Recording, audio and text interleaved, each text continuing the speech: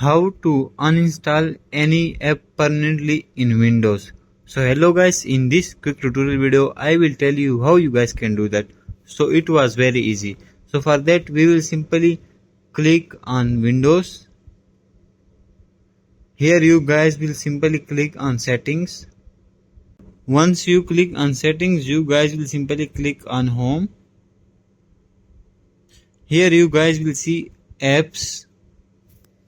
After that, select any app you want to uninstall. So I will select one app.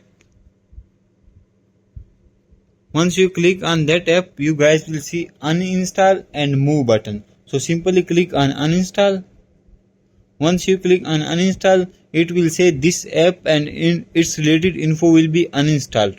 So once you click on uninstall, the app will be permanently deleted and uninstalled. Thanks for watching.